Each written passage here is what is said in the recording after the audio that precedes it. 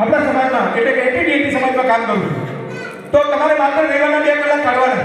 જેની દીકરી ઊભી ભણવા માટેથી જેને છોડી દીધું છે એને ખાલી સમજાવવાનું છે ઘરે કે ભાઈ શું તકલીફ છે, એને પૈસાનો પ્રોબ્લેમ હશે, કાં તો સ્કૂલની અંદર આપણા તરફે થોડો ભેદભાવ રાખવામાં આવતો હોય.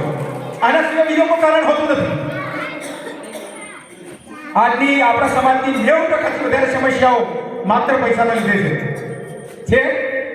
મને જવાબ તો આલો, જાગો થઈ ગયા. સાચી વાત. 90% સમસ્યાઓ માત્ર નાણાંના આધારે છે. ઘરની અંદર પૈસા ના હોય, પત્ની પૈસા માંગે તો ઝઘડો થાય, દીકરો પૈસા માંગે તો બાપ સાથે ઝઘડો થાય, દીકરી પૈસા માંગે તો બાપ સાથે ઝઘડો થાય. પૈસા ના હોય અને બાજુવાળો જો આપણી દીકરીને પૈસા આપે તો છોકરી આપણી એમના પ્રેમમાં પડે અને બીજાને લઈને ભાગી જાય. ભાગી જાય. કેમ બોલતા નથી? આ વાસ્તવિકતા કહું છું તમને. આપણે પ્રેમ નથી આપતા, આપણે પૈસા નથી આપતા, એટલા માટે કોઈ બીજો લાલચ આપીને એને આ રીતે ભગાડી જાય. એટલે આ સંગઠન આ રીતનું કામ કરશે કે સંગઠન અમે આખા ગુજરાતમાં અને 18,000 ગામડાઓમાં લઈ જવા માટે એટલા માટે માંગીએ છીએ કે આપણા સમાજનો વિકાસ થઈ શકે. આપણી એટીડીએટીના 40 સમુદાયનો આપણે વિકાસ કરી શકીએ. બીજું વ્યસનનું કહી ગયા છે, પણ વ્યસન પણ ઘરમાં કરતા હોય તો છોડી દેજો. કારણ કે 5 વાગે દારૂ પીને આવો, ઘરમાં કશું હોય નહીં અને પત્ની કહો લાય ખાવાનું, પીલી ના આપે એટલે પછી શું થાય? થાળી અને ટોલડી બધું ઉડે. બીજું સૌથી મહત્વનું આપણે અત્યાર સુધી પાછળ જવાનું કારણ એક દસ્તાવેજીકરણ છે. દસ્તાવેજીકરણ એટલે તમે આધાર કાર્ડ, ચૂંટણી કાર્ડ, રેશન કાર્ડ લેવા જાઓ એટલે તમારી પાસે એ લોકો તમારો આધાર કાર્ડ માંગે કે તમે ક્યાં રહો છો એનો કોઈ આધાર માંગે. હવે એનો આધાર આપણી જોડે ઘર જ નથી, આપણે અદ્રશ્ય માણસ છીએ, આપણે સરનામા વગરના માણસ છીએ, એટલે આપણી જોડે કઈ વસ્તુ હતી જ નથી, તો આપણે એ આધાર કાર્ડ કે એનો લાભ લઈ શકતા નથી. તમને કહું 10-20 વર્ષ પછી જો આનો પ્રશ્ન રહ્યો ને તો તમારો નાગરિકત્વનો પ્રશ્ન આવશે કે તમે ભારતના નથી, તમે ગુજરાતના નથી, તમે ડીસાના નથી, તમે પાલનપુરના નથી. આપણે બે બાજુ ફસાયેલા છીએ. આપણી પાસે આધાર કાર્ડ હોય ના હોય અને ઘર માટેનો જો પ્લોટ ફાળવવાનો હોય એનું ફોર્મ ભરવું હોય તો એમાં ડોક્યુમેન્ટ જોડવા હોય તો એ ડોક્યુમેન્ટ આપણી પાસે ના હોય. ડોક્યુમેન્ટ એ લેવા હોય તો આપણી પાસે સરનામું નથી, તો કયા સરનામે ડોક્યુમેન્ટ આપણને પ્રોવાઈડ થાય? એટલે સૌથી વધારે અમે એક દસ્તાવેજીકરણ ઉપર પણ અમારી ટીમ ભાર મૂકવાની છે. સાથે સાથે અમારી લીગલ ટીમ તરીકેનો ડૉક્ટર વકીલ સાહેબ છે, નરેશભાઈ પટવા સાહેબ, સુરેશભાઈ છે, આપણે વાદી સમાજમાંથી છે પણ પોતે એડવોકેટ છે, અહીં નાયક સમાજમાંથી પણ એક એડવોકેટ છે, એ પ્રદેશ ટીમમાં છે. એમને પણ એક લીગલ ટીમ બનાવી અને લીગલ સેલ દ્વારા લોકોના ઘર સુધી જવાનું છે. જે લોકો ડરે છે એમને સમજાવવાનું. આપણે સરકારને ડરાવી નથી પણ સરકારને શરમમાં મૂકવી છે. આપણે બધું કરી શકીએ એમ છે. એમને શરમમાંથી પાછું ઝૂકી જવું જોઈએ કે 1947 થી અત્યાર સુધીની અંદર આપણે આ સમાજને એને આ મુખ્ય પ્રવાહ સાથે જોડાવા માટે થઈને આપણે એને જોડાવા દીધો નથી. આપણે એને જે લાભ મળતો હતો એ લાભ આપણે આજ સુધીમાં આપ્યો નથી. એવી શરમ લાગવી જોઈએ. આપણે કોઈ આંદોલન કરવાના નથી, આપણે ક્યાંય જેલમાં જવાનું નથી. એકવાર જોવું પડશે જઈશું, પણ આપણો આશય માત્ર ને માત્ર સરકારોને જોબ કરવાનું છે. રેણકે કમિશન સાહેબે કહ્યું એટલે અને ઇફાતે કમિશનની અંદર આપણી જે આ મુહિમ છે એનો અમલ થાય તો આપણી મુહિમ બિલકુલ પાર પડે એમ છે. બીજી આજે જેને આપણે અહીંયા આ હોદ્દાના જે પ્રમાણપત્રો એનાયત કર્યા છે મિત્રો, એમને મારે ખાસ સૂચન કરવું છે કે માત્ર કાગળિયું નથી, એ સરકારની કચેરીઓમાં તમારે પોતે આ વંચિત સમાજ છે એનો અવાજ ઉઠાવવા માટેનું પ્રમાણપત્ર છે. એ તમારી જવાબદારી છે. આ તમને પ્રમાણપત્ર આપ્યું છે, તમે રૂપાળા, સારા, ગોરા, ઊંચા છો એટલા માટે નથી આપ્યું.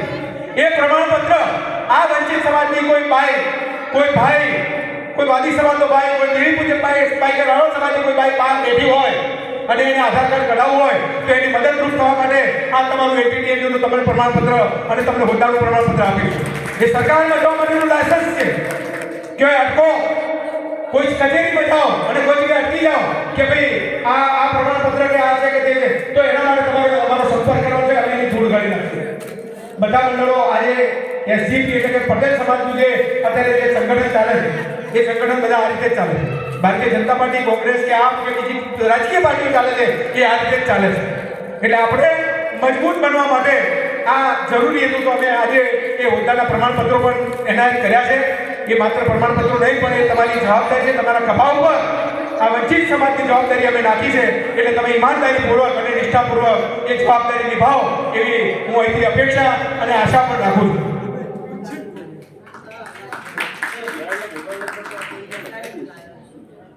વિચરતી વિમુક્ત જાતિ માટે બીજું પણ મારે કહેવું છે કે ગુજરાતની અને દેશની સરકારે વિકસિત ગુજરાત 2047નો એક નિયમ લઈને એ લોકોએ અત્યારે કામગીરી ચાલુ કરી છે.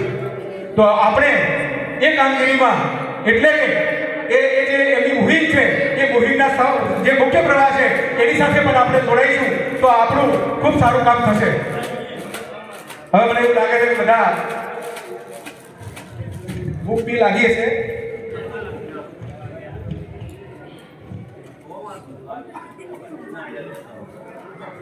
આપણે સ્થાયી નથી, સરનામું આપણું નિશ્ચિત નથી, સતત ભ્રમણ અને જો તો ભટકતા છીએ. એટલે એના માટે પણ આપણું આ સંગઠન તમને સ્થાયી કરવા માટે, પ્લોટની ફાળવણી માટે, ગામની અંદર ગામતળ નિયમ કરાવવા માટે તલાટી સરપંચને પણ મળશે અને એ બાબતે પણ આગળની કામગીરીઓ કરશે.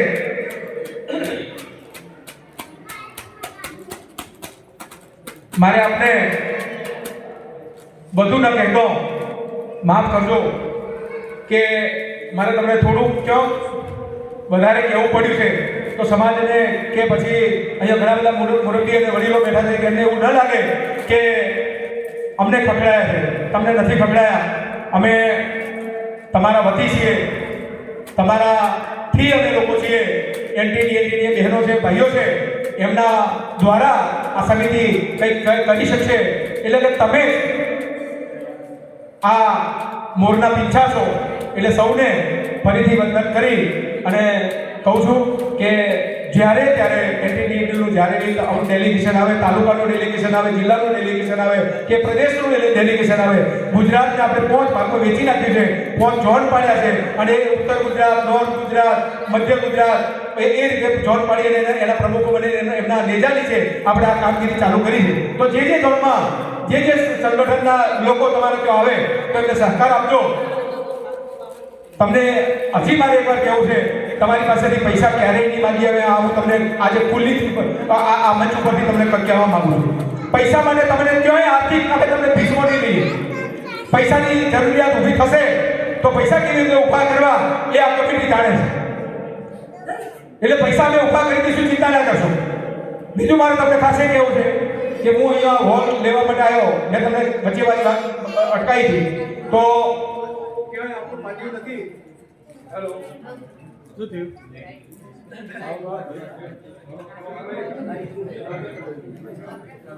હેલો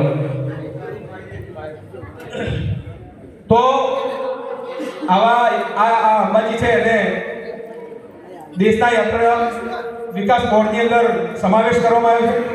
4700 થી વધારે કરોડ રૂપિયા અંબાજીની અંદર ખર્ચાવાના છે. ખેડબ્રહ્મા અને પાલનપુરથી એક અહીંયા વિકાસ પથ બનવાનો છે. વિકાસ પથની અંદર યાત્રાળુઓ જે ચાલે એના માટે અલગ રસ્તો અને વાહનો માટે ચાલે એના માટે પણ અલગ રસ્તો, એવું મસ્ત ડેવલપમેન્ટ અંબાજીમાં થાય. અમને આજે એક નવો વિચાર એવો આવ્યો કે અંબાજીની અંદર 3000 લોકો બેસી શકે એવા એક હોલ સાથેની આપણી ધર્મશાળા કેમ ના હોય, અને એના માટેનો વિચાર પણ મેં આજે કર્યો. આ મીટિંગ પતી જાય, તમે લોકો જમી અને તમારા સ્વગૃહે પધારો, એ પછી અમે અહીંયા જમીનો જોવા જવાના છીએ. અને મારી તો એવી ગણતરી છે કે 1-2 વર્ષની અંદર તમે કોઈ જગ્યાએ આવા ભાડાના હોલમાં નહીં પણ એનટીડીએના હોલમાં બેસો એવી અમારી અંદરથી ઉમંગ અને ઉત્સાહ છે. એના માટે પૈસાની વ્યવસ્થા કરશું, એના માટે ડરવાની જરૂર નથી. આપણા એનટીડી સમાજમાં 40 જાતિના સમાજમાં ઘણા એવા લોકો છે કે આખી ધર્મશાળા એક માણસ ઉભો કરી શકે. એટલે આપણે કોઈને ડરવાની જરૂર નથી. એટલે આવનારી મિટિંગમાં બિલકુલ ખુલ્લા દિલે આવજો. અમે તમારી પાસે ક્યારેય આર્થિક માટેની ઈચ્છા નહીં રાખીએ. જમવાનો સમય થયો છે અને મેં ઘણો સમય લીધો. આપ સૌએ મને ખૂબ શાંતિથી સાંભળ્યો એ બદલ હું તમને હૃદયપૂર્વક વંદન કરું છું. સાથે આપ સૌ કોઈ ઉભા ના થતા બેસજો. હા બેસજો, થતા ના રહેતા. જમવાનું આવી ગયું છે પણ થોડી વાર રહી અને અહીંથી જાહેર કર્યા પછી હા બસ. ચલો સૌને મારા વંદન અને ફરી એકવાર એક નારો બોલાઈએ કે બાર બસની પેલી બાજુ સંભળાય. અંબાજીમાં સંભળાય એવું બોલજો.